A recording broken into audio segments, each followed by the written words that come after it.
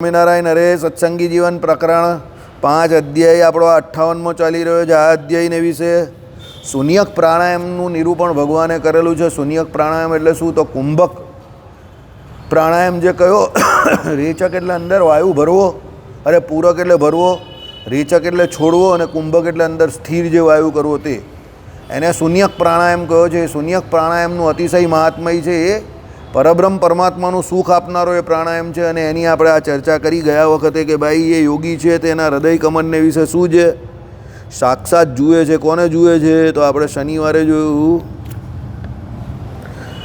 કાર્ય કારણભૂત આ સર્વનાદ એટલે પ્રણવરૂપ જે પર વાસુદેવ નારાયણના અંગ થકી આવિર્ભવે છે તેમને તે યોગી હૃદય કમળમાં જ સાક્ષાત જુએ છે. તદનંતર તે યોગી અહીં રહ્યો થકો જ કૃતકૃત્ય થાય છે, એમાં સંશય નથી. કેમ? તો પર સ્વરૂપને સાક્ષાત કરી રહ્યો છે. એટલે એ યોગી અહીંયાથી બેઠો બેઠો અક્ષરધામમાં જે ભગવાન બેઠેલા છે એનું દર્શન કરી રહ્યો છે. આજે તારીખ કઈ થઈ?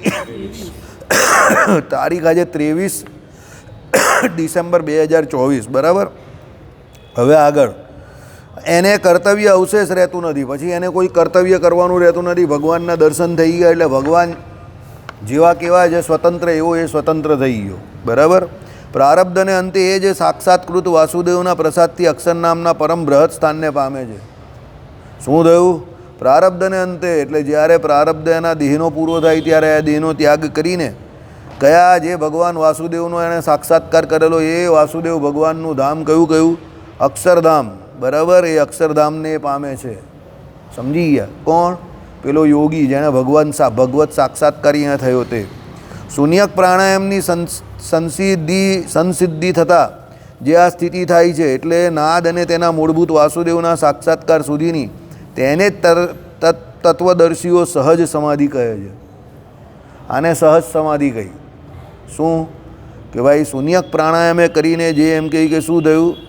આ સહજ સમાધિ તત્વદર્શીઓ જે એને કહે છે તે કે નાદ અને એના મૂળભૂત વાસુદેવ ભગવાનનો સાક્ષાત્કાર થયો તે. સહજ સમાધિ નિસ્ત યોગી પ્રારબ્ધ શેષે કરેલા વપુએ યુક્ત છે તો પણ સદા સાક્ષીની પેઠે જ વર્તે છે.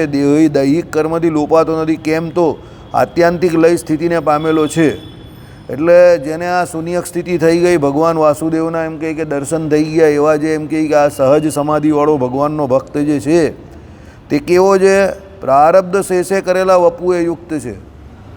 એટલે પ્રારબ્ધે કરીને જે કંઈ હવે આ શરીરમાં ભોગવવાનું છે તે ભોગવે છે, બાકી એને કોઈ કર્મ લાગતું નથી. સાક્ષીની પેઠે વર્તે છે. એટલે એ પોતે કરતા પણ નહીં વર્તતો કે આ કર્મ હું કરી રહ્યો છું. સમજો, ખાલી સાક્ષી બને. જે કંઈ કરવાનું હોય તે કરે અને છૂટો થાય. દૈહિક કર્મોથી લોપાતો નથી. જે કંઈ શરીરે કરીને કર્મો કરે એનાથી કંઈ લોપાતો નથી. કેમ કે એ આત્યંતિક લય સ્થિતિને પામી ગયો છે. આત્યંતિક લય સ્થિતિને પામી ગયો એટલે શું છે? બ્રહ્મ સુષુપ્તિમાં એ પોતે લીન વર્તે છે. કાયમ ભગવાનને વિશે એ લીન વર્તે છે, બરાબર. કેવી રીતે? સાંભળો. જે પ્રતિદિન સુષુપ્તિમાં પરબ્રહ્મને વિશે લય પામે છે તે પૂર્વની પેઠે વાસનાઓ સાથે ફરી બહાર આવે છે. આ યોગી તો પરબ્રહ્મમાં લીન થતાં પ્રારબ્ધ કાર્ય ગુણમય વપુ સ્વગુણાનુગુણ વર્તે છે તો પણ તે પરબ્રહ્મ થકી આ હું અમુક છું એવા અભિમાનથી ફરી બહાર આવતો નથી. કિંતુ બ્રહ્મમાં લીન થયો તે લીન જ થયો છે. તે લીન થયો જ માટે તે આ યોગી નિત્ય જ ઉન્નિદ્ર છે. એટલે નિંદ્રાએ રહિત છે. નિદ્રા જ અજ્ઞાન છે.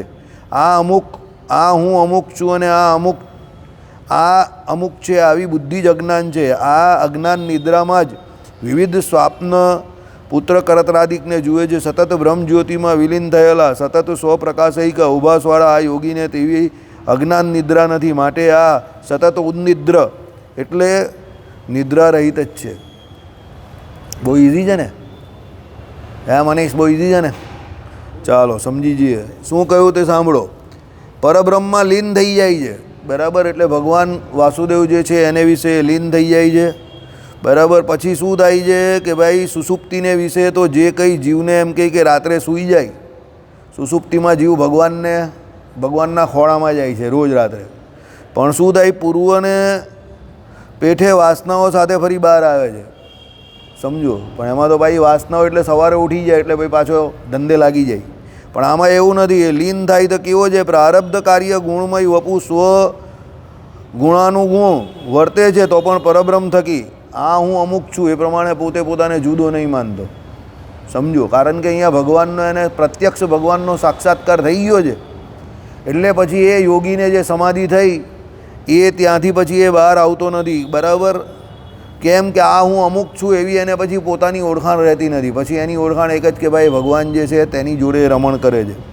એવા અભિમાનથી બહાર આવતો જ નથી. કિંતુ બ્રહ્મમાં લીન થયો તે લીન જ થયો છે. એટલે ભગવાનને વિશે બ્રહ્મને વિશે લીન થઈ ગયો. માટે તે આ યોગી નિત્ય ઉન્નિદ્ર જ છે. એટલે એ આપણા જેવો સૂઈ જાય એવી રીતે નહીં સૂઈ જતો. સમજો, મતલબમાં કેવી રીતે સૂઈ જાય છે? બ્રહ્મને વિશે એ સૂઈ ગયો છે. એટલે ભગવાનને વિશે બ્રહ્મને વિશે એની કાયમ માટેની સ્થિતિ છે. એટલે શું કહ્યું? નિદ્રાએ રહિત જ છે. નિદ્રાએ રહિત એટલે કેવો? અજ્ઞાને રહિત છે. બરાબર? અજ્ઞાને રહિત એટલે શું અજ્ઞાન છે તે સાંભળો. આ હું અમુક છું અને આ અમુક છે આવી જે બુદ્ધિ તે અજ્ઞાન છે. સિયા રામમય સબ જગ જાની એમ કરીને દરેકની અંદર જેને ભગવાન દેખાતા હોય, જેની સમસ્થિતિ થઈ ગઈ છે તે જ્ઞાન છે. એ જ્ઞાનની ઉત્કૃષ્ટ અવસ્થા છે. સમજો. પણ હું વાસુદેવભાઈ છું, આ ગોપાલભાઈ છે, આ દીપકભાઈ છે, આ જે કોઈ ભાઈ છે તે છે, આ એના પછીના ભાઈ છે, આ એના પછીના ભાઈ છે, એમ કરીને બધા ભાઈને અલગ અલગ જોવા ને. નામ નિર્દેશ કે ભાઈ વિશાલ હોય કે પેલો જીગર હોય કે આ બધા નામ નિર્દેશવાળી આકૃતિથી જે અલગ અલગ બહાર રહેલા જે આ કોળિયાઓને જોવાની એ આકૃતિને જોઈને પછી એની જોડે અલગ અલગ પ્રકારનો જે વ્યવહાર કરવો આ અજ્ઞાન છે. પણ એ બધાની અંદર ભગવાન વાસુદેવ બિરાજમાન છે અને એનું પ્રત્યક્ષ દર્શન કરવું એ શું છે? જ્ઞાન છે. હવે એવું એને કેમ શક્ય થાય? કારણ કે એની સ્થિતિ એ ભગવાનને વિશે થઈ ગઈ છે. એટલે એ દરેકમાં રહેલા ભગવાનને જોઈ રહેલો છે.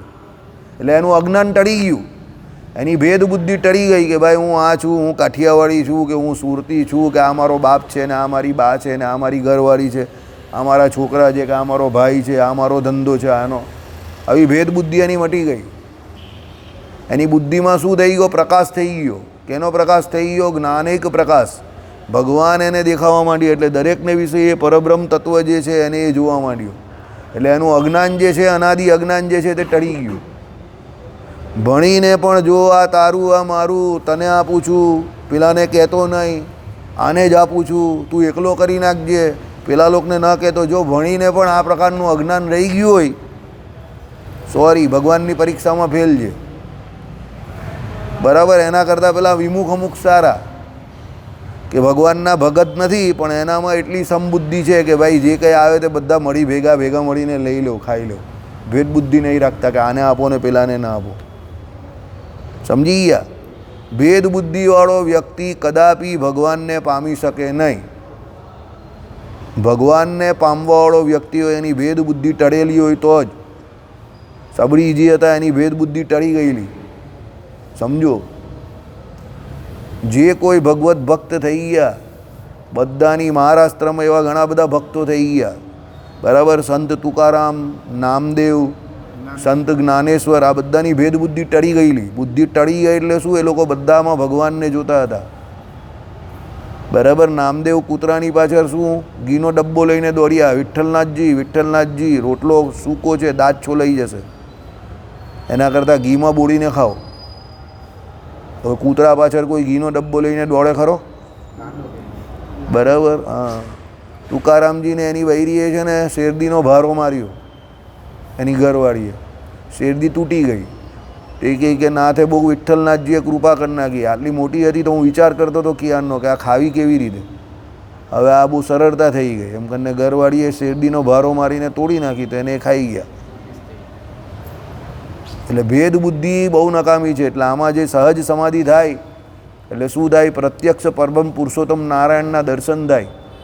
અને સુષુપ્તિને વિશે જે જીવ લીન થાય છે રોજ અને પછી પાછો વાસનાએ કરીને જેવો છે તેવો બહાર આવે છે સુષુપ્તિમાંથી અને પછી પાછો પોતાની રીતે વર્તવા માંડે છે. એવું નહીં થતું. આ બ્રહ્મ સુષુપ્તિને પામી જાય. એટલે ભગવાન વાસુદેવને વિશે એ પહોંચી ગયો. એટલે એને બધી જગ્યા પર પછી એ ભગવાન દેખાય. એટલે પછી આપણે જેવી નિદ્રા આવે છે કે આપણે જેવું આ અજ્ઞાન જે છે કે આ મારું છે, આ તારું છે, આ મારા બાયરી છે, આ છોકરા છે, આ મારો ભાઈ છે, સમજો, આ મારા ઘરના છે, આ મારા બહારના છે, આ બુદ્ધિ એની ટળી ગઈ.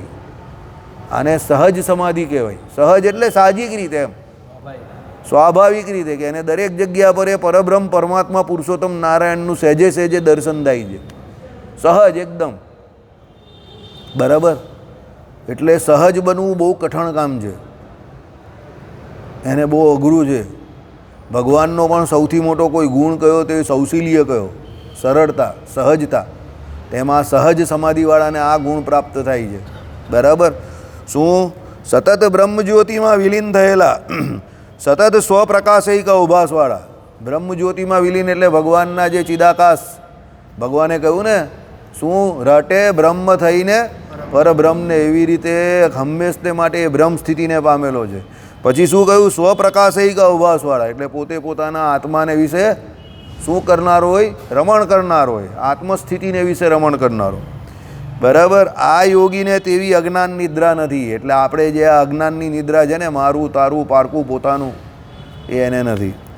માટે આ સતત ઉન્નિદ્ર એટલે નિદ્રા રહિત જ છે. આપણે જે અજ્ઞાન જે છે સમજજો, એ જ નિદ્રા રૂપે આવે છે. તમે જોજો, જે યોગી હોય ને એની નિદ્રા બહુ ઘટી જાય, જે રોગી હોય એની નિદ્રા પણ ઘટી જાય. સમજજો, રોગીને ઊંઘ નહીં આવે રાત્રે, યોગીને પણ ઊંઘ નહીં આવે રાત્રે, એ ઊંઘે ઓછું. પણ જે ભોગી છે એને બહુ ઊંઘ આવે. સમજી ગયા? એટલે રોગી હોય ને એને ઊંઘ નહીં આવતી હોય ને રાત્રે, એને પીડા થતી હોય એટલે ડૉક્ટર એને ઊંઘવા માટે શું આપે? નીંદ કા ગોળી આવે. ઓપરેશન કરાવે ને બહુ દુખાવો થાય ને, પોસ્ટ ઓપરેટિવ બહુ દુખાવો થાય, ભગવાન બચાવે એવા દુખાવાથી. કારણ કે કંઈ કાપ બાપ મૂકેલો હોય ને, એવું ખતરનાક એવું દુખે ને, અરે પેલો બિચારો જે કણસે બહુ ખતરનાક કડતર થાય. હાડકાના તૂટી, હાડકા બિચારાના કોઈને એક્સિડન્ટ થયું હોય ને, એ હાડકા જોડે ને પેલો ડૉક્ટર ઓપરેશન કરે ને પછી જે દુખાવો થાય ને, 3 રાત તો બહુ ખરાબ જાય, 2 થી 3 રાત તો બહુ તડપે. એટલે બહુ તડપે. નાના સરખા આપણે એમ કે લિગામેન્ટનું ઓપરેશન ઘૂંટણનું, પણ એમાં પણ જે માણસ હેરાન થાય, જય સ્વામિનારાયણ, ભગવાન યાદ આવી જાય. આપણે એમ થાય કે ભગવાન જ બચાવે આ બધા દુઃખ દર્દથી. સમજી ગયા? એટલે રોગી હોય એને રાત્રે ઊંઘ નહીં આવે. બીજો યોગી હોય એ પણ બહુ ઓછું ઊંઘે. આ જેટલા બધા યોગી છે તે તમે જોઈ લો, આદિત્યનાથજી જોઈ લો કે રામદેવજી જોઈ લો, મોદી સાહેબ જોઈ લો, આ બધા 3.5-4 કલાકની ઊંઘવાળા. એ લોકો ઊંઘે કેમ ખબર જ તમને? ફક્ત ઇન્દ્રિય અંતકરણને આરામ આપવા માટે ઊંઘે, શાંત કરવા. સમજી ગયા? ત્યારે આપણે શું છે, શારીરિક થાક બહુ ખતરનાક લાગેલો એટલે ઊંઘીએ એટલે ઉઠીએ જ નહીં, ઉઠવાની ઈચ્છા જ નહીં થાય. બરાબર. એટલે શું કહ્યું? અનિદ્રાને વિશે વર્તે છે, એટલે અજ્ઞાનથી દૂર એ રહી છે. બરાબર. નિદ્રા એ રહિત. તે આ શૂન્યક સંજ્ઞિત પ્રાણાયામ સર્વલોક સાધ્ય નથી. દરેક વ્યક્તિ આ કરી નહીં શકતો. તો આપણે પેલા વચનામૃતમાં પણ જોયું ને, ભગવાનની મૂર્તિનું ધ્યાન કરવું પડે. ભગવાનની મૂર્તિ જે છે એનો એને શું જોઈએ? આધાર જોઈએ. સમજો? અને ભગવાનની ઉપાસના જોઈએ, મેઇન નિશ્ચય જોઈએ, ઉપાસના જોઈએ. અને ભગવાનની મૂર્તિનું ધ્યાન કરતો હોય તો એને એમ કહે કે આ સમાધિ કે આ બધું થઈ જાય. બાકી નિર્બીજ સાંખ્ય અને નિર્બીજ યોગ, ભક્તિએ રહિત હોય, શુષ્ક જ્ઞાની હોય, ભજન નહીં કરતા હોય, એના માટે આ બધું શક્ય નથી. સમજો? જો જે ભજન કરવાવાળો છે અને કદાચ સમાધિ નહીં થઈ, અને જો એ સારી રીતે ભગવાનનું ભજન કરતાં કરતાં જો માનસી પૂજા પણ કરતો હોય રોજ 15-20 મિનિટ, તો એને એમાં પણ સુખ આવે, આનંદ આવે. શરત એક જ છે કે માનસી પૂજા કરતો હોય ત્યારે એને ભગવાન બે એકલા હોવા જોઈએ. એકલા હોવા જોઈએ એટલે તમે સમજ્યા ને? હા, આમ તો એકલા જ હોય છે, પણ એ મને કરીને એકલા હોવા જોઈએ. પણ ત્યારે આપણે શું છે, વિચારોના વંટોળ એવા આડા તીરા આવે છે કે જેને કરીને સુખ આવતું નથી. સમજો? બાકી માનસી પૂજામાં પણ બહુ સુખ આવે.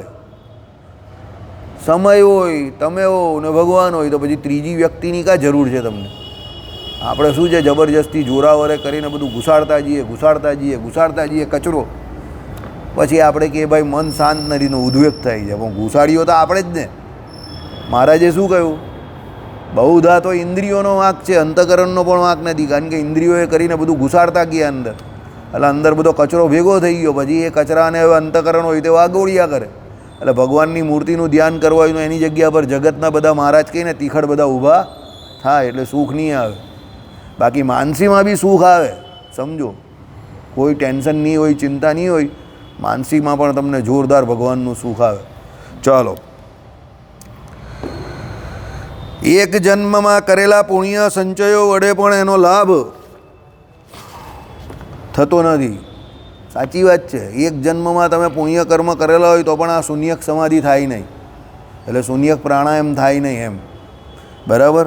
એ મુને અનેક જન્મોમાં સંપાદન કરેલા પુણ્ય સંચયોએ કરીને જેનું ચિત્ત અશેષ વાસનાએ વિહીન થાય છે તેને જ આ શૂન્યક સ્થિતિ સત્સંગ સત્શાસ્ત્ર અભ્યાસ વગેરે વિના પણ સાક્ષાત ભગવાન વાસુદેવની કૃપાથી જ થાય છે. બરાબર. આવી ગયું છેલ્લે હું કહું છું એ જ આવી ગયું ને. હું તમને વારે વારે આ જ વાત કહું છું કે હું હંમેશા એવા માણસને વધારે નસીબદાર માનું છું કે પરમાત્માની કૃપાવાળો માનું છું કે જેને સીધે સીધું બધું મળી ગયેલું છે. મહેનત કરવાવાળા માણસ તો ઘણા બધા મળી જાય. હું એ લોકોને લકી માનતો નથી. મને તો જે બેઠું મળેલું હોય રાજાનો દીકરો થઈને રાજા કા બેટા રાજા બનેગા એ જ ગમે. પછી પેલો મહેનત કરે ને બધું સિદ્ધ કરે ને ઇતિહાસમાં એનું નામ લખાવે, એના 25 વર્ષ તો મજૂરીમાં ચાલી જાય. ઇતિહાસમાં ભલે એનું નામ લખાવ્યું બહુ બહાદુર ને બહુ શૌર્યવાળો, હવે એને હું નામ લખાવવા માટે બધી મહેનત કરી નાખી એને દુનિયાભરની. પેલો રાજાને ત્યાં ખાલી પેદા થઈ ગયો એટલે બાળપણથી જ રાજા, સીધો જ રાજા. સમજો. બરાબર. જે પેલો કહે ને કે છેલ્લો હિસાબ એ બહુ પાવરફુલ આવડવો જોઈએ. આ છેલ્લો હિસાબ છે. બસ. રાહુલ ગાંધી શું ધંધો કરે છે કોઈને ખબર છે? એના બાપ દાદા શું ધંધો કરતા હતા કોઈને ખબર છે? બસ પૂરી થઈ ગઈ વાત જ. નહેરુ શું ધંધો કરતા હતા ખબર જ કોઈને? ઇન્દિરાબેન ગાંધી શું ધંધો કરતા હતા ખબર જ કોઈને? સોનિયાબેન ગાંધી શું ધંધો કરતા હતા ખબર જ કોઈને? બસ પતી ગઈ વાત. સવાલના જવાબ મળી ગયા તમને તમારે. ચાલો. એટલે આમાં પણ એ જ કહ્યું, અનેક જન્મોમાં સંપાદન કરેલા પુણ્ય સંચયોએ કરીને. એટલે તમને કહું છું રોજ રોજ થોડું થોડું પુણ્ય કરતા રહો, સત્કર્મ કરતા રહો. સમજો. રોજ રોજ પેલી પીકી બેંકની અંદર નાના છોકરાઓ પેલો રૂપિયો 2 રૂપિયા નાખે ને, પછી જ્યારે જરૂર હોય ત્યારે એ તોડે એટલે અંદરથી એટલા બધા રૂપિયા નીકળે કે જે કંઈ મોટા રૂપિયાની જરૂર હોય તેની આસપાસ પહોંચી જાય. એમ પુણ્ય સંચય કરો રોજ રોજ રોજ રોજ. ભગવત પ્રાપ્તિ માટે પુણ્ય સંચય કરો, ભગવાનને રાજી કરવા માટે. તો શું કહ્યું? પુણ્ય સંચય કરીને જેનું ચિત્ત અશેષ વાસનાએ વિહીન થાય છે. અશેષ વાસના, બધી દુનિયાની બધી જે ફાલતુ વાસના છે ને, બધી આ કરી નાખવું છે, પેલું કરી નાખવું છે, આ મેળવી લેવું છે, પેલું મેળવી લેવું છે, રાજા બની જવું છે, મોટી ગાડી લઈ લેવી છે. બરાબર. આ બધી વાસનાએ રહિત થઈ ગયું એનું. દુનિયાની બધી વાસના નથી રહી એને. બરાબર. તેને જ આ શૂન્યક સ્થિતિ, એને જ આવી શૂન્યક સ્થિતિ થાય. શું લખ્યું છે? સત્સંગ સત્શાસ્ત્ર અભ્યાસ વગેરે વિના પણ એને સત્સંગ કરવાની પણ જરૂર નથી અને સત્શાસ્ત્રનો અભ્યાસ કરવાની પણ જરૂર નથી. શું થાય છે? પણ સાક્ષાત ભગવાન વાસુદેવની કૃપાથી જ થાય છે. એટલે ભગવાનની કૃપાથી જ થાય. સમજી જાઓ. એટલે બધું કરો પણ છેલ્લે કેમ કરવાનું છે? ભગવાનને રાજી કરવા કરો. કેમ? જો એક દિવસ ભગવાનની કૃપા તમારી પર થશે કે ભગવાન તમારી પર રાજી હકીકતમાં થઈ જશે, તેરો તો કામ હોઈ ગયો. તો કામ થઈ જાય તમારું. સમજો. બરાબર. એક વસ્તુ યાદ રાખજો, હવામાં અધ્ધર સ્ટ્રોક મારવો અઘરો પણ છે અને હવામાં અધ્ધર સ્ટ્રોક મારવામાં રિસ્ક પણ બહુ છે, કારણ કે ઝીલાઈ જાય તો આઉટ થઈ જાય. પણ લાગે અને બોલ બાઉન્ડ્રીની બહાર ગયો તો સીધા 6 રન. ત્યાં કોઈ ખેલાડી ઊભો રહેલો હોય કે નહીં ઊભો રહેલો હોય, તો એ 6 રન જ છે, કારણ કે બાઉન્ડ્રીની બહાર ગયો બોલ. સમજી ગયા? એટલે ઓલવેઝ ટ્રાય ફોર બેસ્ટ. ભગવાનને રાજી કરવાનો પ્રયત્ન કરો જેમ બને તેમ વધારે. ભગવાન રાજી તો બધું કામ થઈ ગયું તમારું. આ દુનિયાનો કોઈ કાજી તમારું કંઈ બગાડી નહીં શકે જ્યાં ભગવાન રાજી. બરાબર. પણ જો એક ભગવાન રાજી ન થયા તો દુનિયાના બધા કાજીઓને રાજી કરી નાખો, પણ તમારી બાજી કોઈ દિવસ સુધરવાની નથી. બરાબર. બાજી કાજી રાજી. બરાબર. નહીં તો તુમ બન જાઓગે સબ પાજી. બરાબર. ચાલો. આવી દશાને પામેલો યોગી બાલ્યમાં પણ પૂર્વે ઋષભદેવના પુત્ર મધ્યે નવયોગેશ્વરો જ જેમ એમ અક્ષર બ્રહ્મની સાથે આત્માનું ઐક્ય અનુભવે છે. વાહ વાહ, મજા આવી ગઈ. ભગવાને જે સ્થિતિ આપણે મેળવવાનું કહ્યું છે કે ભાઈ બ્રહ્મરૂપ થઈને ભગવાનનું ભજન કરવાનું, એ પેલો બાલ્ય અવસ્થામાં જ બ્રહ્મરૂપ થઈ જાય. કેમ? ઋષભદેવ ભગવાનના પેલા 9 છોકરાઓ યોગી હતા ને, 9 યોગેશ્વરનો સંવાદ છે. શ્રીમદ ભાગવતને વિશે, બરાબર, બધા સાધુ થઈ ગયેલા, બરાબર, એ યોગીઓની જેમ આત્માને વિશે રમણ કરતા થઈ જાય. ચાલો, અક્ષર બ્રહ્મની સાથે બ્રહ્માત્મક સ્વ આત્માના જ એક સાક્ષાત્કારમાં નિષ્ઠાવાળો થાય છે. કયા? તે ઋષભદેવના નવ યોગેશ્વર. સાંભળો, કવિ, હરિ, અંતરિક્ષ, પ્રબુદ્ધ, પીપલાયન, આવિર્હોત્ર, ધ્રુમિલ, ચમસ, કરભાજન, આ નવ છે. તે આ નવ યોગેશ્વરો બાલ્યમાં પણ બ્રહ્મ સાક્ષાત્કારને પામીને યોગવિત્તમ સિદ્ધો એટલે નિષ્પન્ન યોગવાળા થયા હતા. બધાના નામ લખેલા છે. કેમ? આ લોકોના નામ જરૂરી છે ને. આ તો બહુ ભાગ્યશાળી વ્યક્તિ હોય તે જોઈને હવે આત્મ સાક્ષાત્કારી, બરાબર. એટલે શું કે ભાઈ એ જે છે તે નામ શું છે? કવિ છે, હરિ છે, અંતરિક્ષ છે, પ્રબુદ્ધ છે, પીપલાયન છે, મહર્ષિ પીપલાયન પણ, બરાબર, આવિર્હોત્ર, ધ્રુમિલ, ચમસ, કરભાજન. ચાલો, આ યોગ સિદ્ધિનું સત્યાદિ યુગ વિશેષ કારણ નથી. ભાઈ કોઈ એવું કહે કે સતયુગમાં જે તો યોગ શક્ય છે, તે એવું કોઈ કારણ નથી. યુગવાળી વાત તો છે ને, આમ પહેલેથી મને તો એવું લાગતું જ હતું કે યુગવાળી વાત તો આપણે ખાલી ચડી ખાવા માટે ઉપજાઈ નાખેલી છે. યુગના ધર્મો યુગનું કામ કરે છે, પણ હવે એ યુગ તો કેવી વસ્તુ છે કે સતયુગમાં પણ ખરાબ રાજાઓ થયેલા અને ખરાબ માણસો હતા જ, સમજો. અને કળિયુગમાં પણ સારા માણસોને ભગવત ભક્તો થાય જ છે, ભગવાનના અવતાર પણ થાય છે, સાધુ સંતો પણ હોય છે. એટલે યુગવાળી વાત કે એટલી બધી બહુ મેટર કરતી નથી. પણ આ તો શું છે કે ભાઈ આપણા જેવા ઢીલા માણસ હોય તે યુગનું બહાનું કાઢ્યા કરે કે હરાહોર કળિયુગ, હરાહોર કળિયુગ, હરાહોર કળિયુગ. આજના આપણા આજ મંદિરમાં સવારે 5, સવા 5 વાગ્યાથી માંડીને રાતે 9 વાગ્યા સુધી ભજન થાય જ છે ને. તો બાજુ એક વસ્તુ સમજવા જેવી શું છે ખબર છે?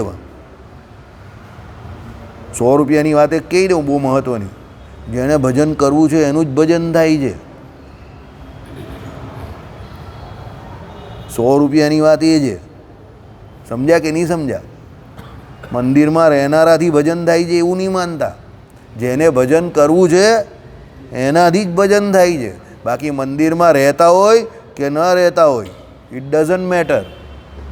સાહેબ સમજી ગયા એટલે હશે છે. હવે કળિયુગ કા નડ્યો? જે ગ્રહસ્થ હરિભક્તો હવે પોષ મહિનામાં પેલો માટલામાં સ્નાન કરવા આવશે 5:30 વાગ્યામાં, તે ઘરેથી જ આવશે, બરાબર, અને મંદિરના અમુક વ્યક્તિઓ જોડે સ્નાન કરશે. હવે જે કરશે એ તો લાભમાં જ છે ને, સમજો. તો એ કરવાવાળો તેના ઘરેથી વહેલો ઉઠીને આવી ગયો અહીંયા. એટલે જેને કરવું છે એનું બધું થાય છે. એટલે બધી વસ્તુ ડિપેન્ડ કોની ઉપર છે? તમારી નિયત ઉપર છે ભાઈ. તમારી નિયત સારી, આપ ભલા તો જગ ભલા. તમારે ભજન કરવું છે તો તમારા માટે મંદિરના દરવાજા ખુલ્લા છે. પણ જો ભજન ન કરવું હોય તો મંદિરમાં રહીને પણ ભજન થતું નથી. સમજી ગયા? એટલે ભજન કરવાવાળાનું ગમે ત્યાં ભજન થાય અને ન કરવાવાળાનું ગમે ત્યાં ન થાય, સમજો. મંદિર ન આવવાવાળા પણ કરે છે, એવું નહીં કે મંદિર ન આવવાવાળા ન કરે. એટલે આમાં યુગ મુખ્ય પરિબળ નથી એમ ટૂંકમાં સમજો. કળિયુગ તો સર્વસામાન્યપણે બધે ચાલે જ છે ને, સમજો. એટલે યુગનું બહાનું કાઢવું નહીં. મારા જ્યાં આગળ હમણાં 10 દિવસ પહેલાં સામે પણ આવી ગયું. શ્રીજી મુક્તાનંદ સ્વામી આ સભાને વિશે જ બોલ્યા કે ભાઈ કળિયુગ હોય કે સતયુગ હોય તો અંદર અને બહાર બેવું વર્તે છે. બહાર ગમે તે યુગ વર્તતો હોય પણ અંદર કયો યુગ વર્તે છે એ મેઇન છે. બહાર કળિયુગ વર્તતો હોય પણ અંદર સતયુગ વર્તતો હોય તો એ ભજન કરી શકે ભગવાનનું, સમજો. આંતરયુગનું પ્રમાણ મેઇન અપાય. અને વચનામૃતને વિશે પણ ભગવાને આ જ વાત કરી. અને આમાં જે મુક્તાનંદ સ્વામીએ જે સામે પેલું આપણે બોર્ડ પર લખેલું છે એ સભાને વિશે પણ શુભારંભ શાસ્ત્રી અને રામચંદ્રજીની સામે એ જ વાત કરી કે તમે કહ્યું કળિયુગમાં ભગવાનના અવતાર ન થાય, અવતાર ન થાય, એ તો ફક્ત એક કાળ વિશેષ છે. અને એ જે કાળ ચક્ર ફરે છે તે પ્રમાણે 4 યુગ આવ્યા કરવાના. પણ એ 4 યુગને ભગવાનના અવતાર જોડે કોઈ લેવા દેવા નથી. યુગ તો બહાર વર્તે છે તે તો કાળ વિશેષ છે ફક્ત. પણ મુખ્યત્વે યુગ જે જીવની અંદર વર્તે છે એ જવાબદાર છે એના કલ્યાણ માટે, મોક્ષ માટે. અંદર એટલે ખબર ને, આંતર. હવે અંદર તમને કળિયુગ વર્તતો હોય તો તમોગુણી હોય વ્યક્તિ એકદમ, એવું ભજન કરવાનું. એ ધમાલ કરે, તોફાન કરે, ફાંફા મારે, ઊંઘી જાય, ક્રોધ આવે ને, સમજો, બરાબર. પણ અંદર સતયુગ વર્તતો હોય તો જ્ઞાનાંશ એનો વધે તો ભગવાનનું ભજન કરે શાંતિથી. એને કોઈ તીખર કે કોઈ ઝઘડા કે કોઈ મગજમારી કંઈ ગમે નહીં. એ કંઈ ભાઈ તું રહેવા દે ને ભાઈ, એ તો બધા પોતપોતાનું કામ કરશે, સમજો. કોઈ કહે કે એના ઘરમાં ઝઘડા છે, બરાબર, તો ભાઈ એમાં એવું કહેવાનું છે કે જેનાથી નહીં બેસાય એ તો એના ઘરમાં પણ શાંતિથી નહીં બેસી શકે, તો મંદિરમાં કાં બેસવાનો છે? એ તો વલોપાટ કરતો જ રહેવાનો.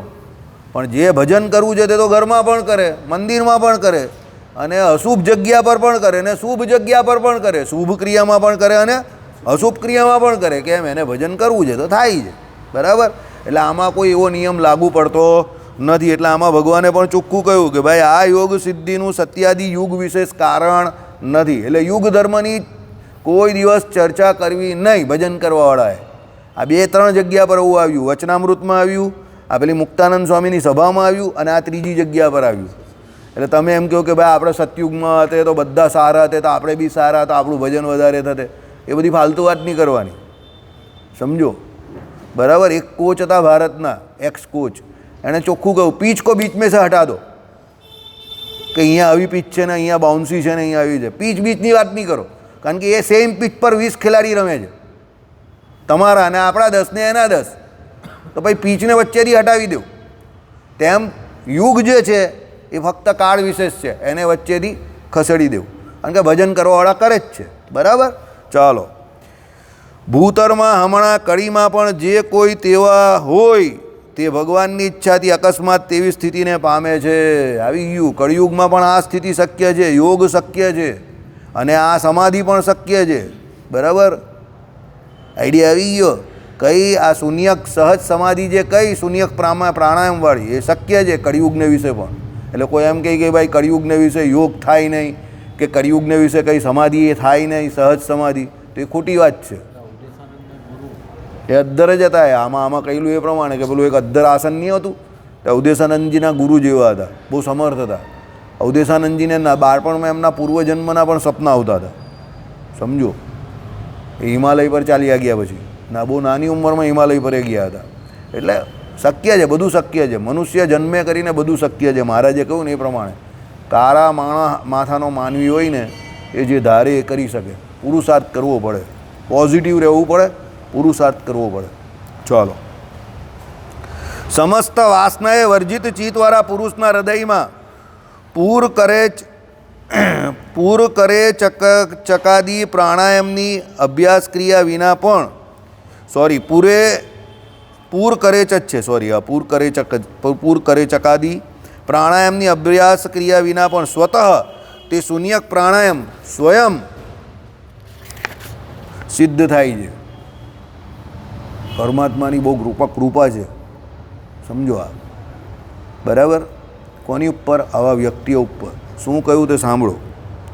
સમસ્ત વાસનાએ વર્જિત ચિત્તવાળા પુરુષના હૃદયમાં, એટલે જગતની બધી વાસનાનો ત્યાગ થઈ જાય તો એને આ પ્રમાણે પ્રાણાયામની અભ્યાસ ક્રિયા વિના પણ શૂન્યક પ્રાણાયામ સ્વયં થઈ શકે.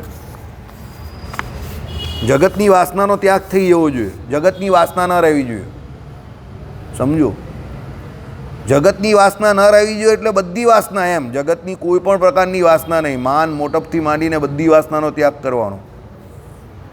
કામ ક્રોધ લોભ તો ખરા જ, પણ માન મોટપ પણ બહુ નડે, બરાબર. પછી જગતની વાસના છોડીને આવે ને મંદિરમાં, અને મંદિરમાં વાસના વધારે પાછો, મંદિરમાં ઝઘડા તંટા કરે, આ એરિયા મારો છે ને આ એરિયા તારો છે ને પેલો આમ ને આ ને તે ને બધી ગોસિપ્સ કર્યા કરે બેઠો બેઠો, બરાબર. એનાથી કંઈ થાય નહીં. શાંતિથી બેઠેલો હોય માણસ, એનાથી જ કંઈ થાય, સમજજો. ચાલો, હે મુને, પ્રાણ સંયમ પ્રકાર જે સામાન્ય વિશેષપણે યોગ નિષ્ણાતોએ કહ્યો છે તે મેં આ પ્રકારે તમારી આગળ નિરૂપણ કર્યો. તેમાં પૂરક કુંભક રેચકપણે સામાન્ય જાણવો અને શૂન્યકપણે વિશેષ જાણવો. આ જે શૂન્યક સ્થિતિ જે થઈ, એટલે આ શૂન્યક પ્રાણાયામ જે છે તે સૌથી વિશેષ કયો. કેમ? એ શૂન્યક પ્રાણાયામ જે થાય છે એ સહજ સમાધિ છે, અને એ સહજ સમાધિ ફક્ત ભગવાનની, વાસુદેવ ભગવાનની કૃપાએ કરીને થાય છે, એટલે એને વિશેષ કહ્યું. પેલું જે કહ્યું એ તો કેવું કહ્યું? સામાન્ય. પૂરક, કુંભક અને રેચક, કારણ કે એ તો બધા કરી શકે છે ને. પૂરક એટલે પ્રાણ પૂરવો, કુંભક એટલે અંદર રોકવો, રેચક એટલે છોડવો, એ તો બધા કરી શકે છે. પણ આ શૂન્યક સ્થિતિમાં લાવવું, એટલે એમને એમ શૂન્યક સ્થિતિમાં, હા, શૂન્યક પ્રાણાયામ એટલે જ્યારે તમે પૂરકમાં અંદર લીધું, સમજો, અને રેચકમાં બહાર છોડ્યું, અને કુંભકને વિશે જે અંદર વાયુ અંદર સંગ્રહેલો રહી ને, સમજો એ જે કુંભકને વિશે જે કાયમ માટે તમારી સ્થિતિ રહી લાંબા સમય સુધી, એ જે અંદર સ્થિતિ રહી એને શૂન્યક પ્રાણાયામ ગયો. હવે આ શૂન્યક પ્રાણાયામને વિશે જે સ્થિતિ જે છે ને એ ફક્ત ભગવત કૃપાથી થાય. માણસ દિલ સાફ જોઈએ, હૃદય સાફ જોઈએ. આ પ્રમાણે એને યોગ તો કરવાનો છે, પણ એવું નક્કી નથી કે આ યોગે કરીને એ કામ એનું સિદ્ધ થઈ જ જાય. જેનું હૃદય સાફ હોય, જે વાસનાએ વર્જિત હોય, કેવો સીધો સરળ વ્યક્તિ હોય અને ભગવાનની કૃપા હોય, પૂર્વજન્મના સંસ્કારવાળો હોય, તો એની ઉપર ભગવાન આવી કૃપા કરે અને એને આ શૂન્યક પ્રાણાયામ એટલે સહજ સમાધિ થાય. સહજ સમાધિનો અર્થ એવો થયો કે એ કાયમને માટે એના આત્મા જે છે તે પોતાના આત્માનું સમ્યક દર્શન કરતો થાય. ભગવાને જે 116મા શ્લોકમાં કહ્યું એ પ્રમાણે બ્રહ્મરૂપ પોતે પોતાની જાતને માને અને આ અલગ વ્યક્તિ છે, આ અલગ વ્યક્તિ છે, આ અલગ વ્યક્તિ છે, આ અલગ વ્યક્તિ છે, આ અલગ વ્યક્તિ છે, એમ વ્યક્તિઓ જે જુદા જુદા છે તે એના ચિત્તમાંથી ચાલ્યું જાય, પણ એની અંદર રહેલા ભગવાન વાસુદેવના એ સમ્યકપણે દર્શન કરે. એટલે જ એને શૂન્યક કહ્યો. શૂન્યનો અર્થ જ આ છે કે બધામાં એ ભગવાન વાસુદેવ રહ્યા. એક સિમ્પલ વાત, તમને એક સીધો સવાલ પૂછું. જ્યારે પૃથ્વી ઉપર કંઈ નહીં હતું, આખી દુનિયામાં કંઈ નહીં હતું, શૂન્ય ભાવને પૃથ્વી પામેલી હતી, સમજો, અનંત કોટી બ્રહ્માંડ કે કંઈ જ ન હતું, જ્યારે બધું શૂન્ય અવસ્થામાં હતું ત્યારે કોણ હતું? વાસુદેવ ભગવાન તો હતા જ ને, સમજો. એટલે શૂન્યક પ્રાણાયામનો અર્થ જ આ છે કે આ બધું જે કંઈ થયું છે તે ભગવાન થકી થયું છે. એટલે આ બધાની ઇમ્પોર્ટન્સ જે આપણે આપેલી છે, આપણે આ બધાનું મહાત્મય વધારે કે એનું મહત્ત્વ વધારે માનીએ છીએ. એટલે આપણી અંદર આ બધું વધારે છે. પારકું, પોતાનું, તારું, મારું, પુત્ર, કલત્રાદિક જે આમાં કહ્યું એ પ્રમાણે, તો એ બધાને ગૌણ કરીને પેલી શૂન્ય અવસ્થાવાળા ભગવાન એને મુખ્યપણે માનવાના છે અને એના સંબંધી બધા કર્મ કરવાના છે. સહજ હૃદયવાળા થવાનું છે, ત્યારે એને સહજ સમાધિ થાય. એ વાસુદેવ ભગવાનનો સાક્ષાત્કાર થાય. એ નિદ્રામાં પણ નિદ્રા લેતો નથી, એને ઉન્નત નિદ્રાવાળો કયો. એનું અજ્ઞાન તળી ગયું છે. કયું અજ્ઞાન? કે આ તારું છે, આ મારું છે, આ હું છું, આ તું છે, હું છે તું છે, એ પણ ટળી ગયું. એનું અદ્વૈત સ્થિતિને પામી ગયો. કેમ? સિયારામમય સબ જગ જાની. દરેકને વિશે પેલા વાસુદેવ ભગવાનનું દર્શન કરતો થઈ ગયો. એટલે કહ્યું કે એનો બધો મળ જે છે તે નીકળી ગયો. સમજો, હું તમને હજુ પણ કહું છું, let me remind you very frankly, દુનિયાના ઝઘડા જેટલા પણ છે ને આધ્યાત્મને વિશેની, એમાં ઘણી બધી જગ્યા પર સ્થિતિભેદ જે છે ને એ બહુ મુખ્ય કારણ છે. સમજજો, સ્થિતિભેદ બહુ મુખ્ય કારણ છે, યાદ રાખજો. જે વ્યક્તિ દરેક જીવને વિશે ભગવાનનું દર્શન કરી રહેલો છે એની જોડે કોઈ માથાકૂટ કરવા જવું નહીં, કારણ કે એને કોઈ ભેદ જ નહીં રહ્યો. તો હવે એમાં તારું ને મારું, સમજો. આ બધી મગજમારી કોની છે? તારી, મારી ને આ બધી મગજમારી કેની છે?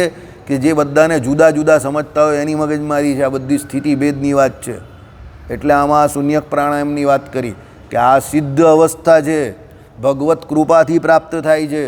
અને એમાં શું કહ્યું? સત્સંગ કે સત્શાસ્ત્રના અભ્યાસ વિના પણ પ્રાપ્ત થાય. કેવી રીતે? ભગવાન વાસુદેવની કૃપાથી. સમજો,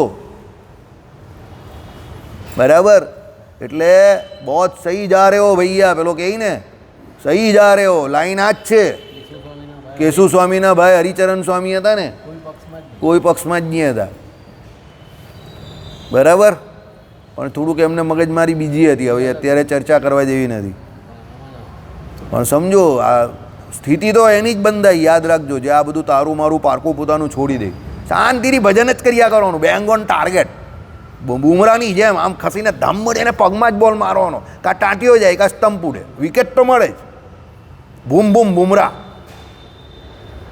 બેંગ ઓન ટાર્ગેટ, ધમ મળે એને ભાગ કરીને એવો મિડલ સ્ટમ્પનો બોલ નાખવાનો, અંગૂઠા પર જ લાગે પેલાને. એટલે પેલો અંગૂઠો બચાવવા માટે બેટ મૂકવા જાય કાં પગ મૂકવા જાય. પગ તો મૂકે જ નહીં, કોના બાપની તાકાત છે? 140-45 પર બોલ આવે તો પગ મૂકે, અંગૂઠો જ નીકળી જાય. બેંગ ઓન ટાર્ગેટ, આજુબાજુ ઉપર નીચે કોઈ મગજમારીમાં પડવું જ નહીં, ભજન જ કર્યા કરવાનું. ડે ઠોકો ટાલી. ચાલો. હે મુને, લોકમાં જે પુરુષ ધૈર્યયુક્ત થઈને સિદ્ધ યોગીઓએ પ્રદર્શાવેલી રીતિને અનુસારે પ્રાણાયામનો અભ્યાસ કરે છે તેનું મન ભલે પ્રકૃતિથી અત્યંત ચંચળ હોય ને મોક્ષ ઉન્મુખ જનોનું અનન્ય શત્રુ હોય તો પણ જટ નિશ્ચળ ભાવને પામી જાય છે, એમાં સંશય નથી. તમે કેવા છો, તમે કેવા હતા, તમારો ભૂતકાળ શું હતો, તમે કેટલા ચંચળ હતા, તમે ચંચળતામાં શું શું કર્યું, એ બધી વાતને અહીંયા પૂર્ણવિરામ આપી દેવાનું. એની જોડે કોઈ લેવા દેવા નથી.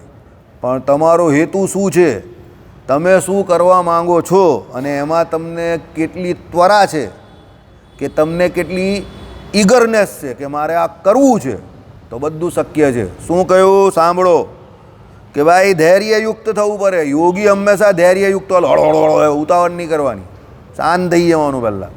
પછી શું, સિદ્ધ યોગીઓએ પ્રદર્શાવેલી રીતિને અનુસારે પ્રાણાયામનો અભ્યાસ કરે. આ બધા સિદ્ધ યોગીઓ પાસે જવું પડે તો તમે કરી શકો. પેલો પ્રેક્ટિકલી કરતો હોય એવા પાસે જવું પડે, જે શીખવાડી શકે એવો પણ હોવો જોઈએ. સમજો બરાબર. તેનું મન ભલે પ્રકૃતિથી અત્યંત ચંચળ હોય. ભાઈ ઘણા પ્રકૃતિથી જ બહુ ચંચળ હોય, આમ ભાગે તેમ ભાગે, ફલાણું ઢીમકું. પેલો છોકરો અહીંયા આવે છે ને એના જેવા મોટા પણ હોય. સમજો અહીંયાથી ત્યાં, ત્યાંથી ત્યાં ભાગી જાય. પણ શું થયું, મોક્ષ ઉન્મુખ જનોનું અનન્ય શત્રુ હોય તો પણ, ભાઈ મોક્ષ ઉન્મુખ જન જે હોય એનું અનન્ય શત્રુ કોણ છે, તેનું મન છે ચંચળ, કે આમ તેમ ભાગી જાય છે, તેને મોક્ષના માર્ગ પર જવા દેતું નથી. એવું હોય તો પણ જટ નિશ્ચળ ભાવને પામી જાય છે. પ્રાણાયામ કરે એટલે નિશ્ચળ ભાવને અતિશય શાંત થઈ જાય છે. સંપ્રદાયમાં કોઈ પ્રખર યોગીને બોલાવો ને શોધો અને સંપ્રદાયમાં યોગ જે છે એનો પ્રચાર પ્રસાર કરાવો. ગેરંટેડ કે હું 25 વર્ષ 30 વર્ષ સંપ્રદાય જો આ રસ્તા પર ચાલે ને તો એની દિશા અને દશા બેઉ બદલાઈ જાય. લખવું હોય ત્યાં લખી દેવું, જ્યાં લખવું હોય ત્યાં ત્યાં મારે લખી દેવું. આ સેન્ટન્સ જે મારું છે ને એને નોટ કરી નાખો. 25 વર્ષ ફક્ત ને ફક્ત આ 2025થી 2050 સુધી સંપ્રદાયમાં યોગનું વાતાવરણ કે એકદમ ડેવલપ કરો, અને પછી 25 વર્ષ પછી સંપ્રદાયની હાલત જોજો. 2050માં those who are who will be there, એટલે અહીંયા હોય તે તમને ગેરંટેડ કહું કે અત્યારે જેટલા દખા છે કે જેટલી મગજમારી છે ને ઘણી બધી ઘટી જશે. કેમ? સૌથી પહેલાં તો લોકોની નજર જે આ બહાર તરફ છે ને એ અંદર ચાલી જશે. બધાને એવો લોભ લાગે ને કે ભાઈ ભગવાનનું દર્શન મને થાય, એટલે અંદર તરફ જશે. સમજો. એટલે પેલો શું કરે છે કે આ શું કરે છે કે પેલાનું આનું, આ બધી મગજમારી મટી જશે. યોગનું વાતાવરણ કેળવવાની જરૂર છે. આ વાત અમારા એક મિત્ર આજથી 20 વર્ષ પહેલાં કહેતા હતા કે આપણો સંપ્રદાય થિયોરિટિકલી બહુ પાવરફુલ છે પણ પ્રેક્ટિકલી એટલો પાવરફુલ નથી.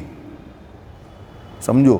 અને આજે એ વાત આમાં પણ મને લાગે છે કે એ વાત ત્યારે એની સાચી હતી, અને અત્યારે મને પણ એવું લાગે છે કે આ વાત સાચી છે. મારા લાગવાથી કંઈ થવાનું નથી, કારણ કે હું તો બહુ માઇક્રો વ્યક્તિ છું, પણ આ ભગવાનની વાત આ સાચી લાગે છે. બરાબર.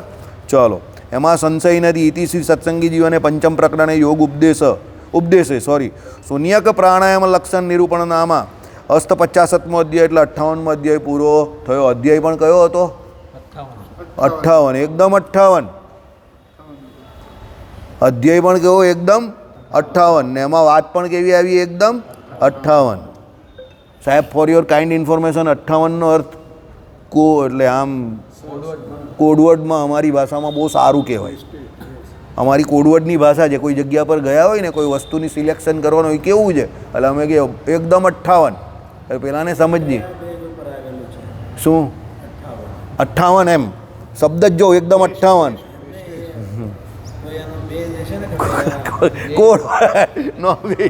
કોઈ બેઝ નહીં. નહીં, એ તો આ ખાલી આપણો કોડવર્ડ કે સામેવાળાને ખબર નહીં પડી જોઈએ કે આ વસ્તુ એને ગમી છે, નહીં તો ભાવ વધારી દઈને. એટલે આપણે શું કહીએ? એકદમ 58 છે એમ.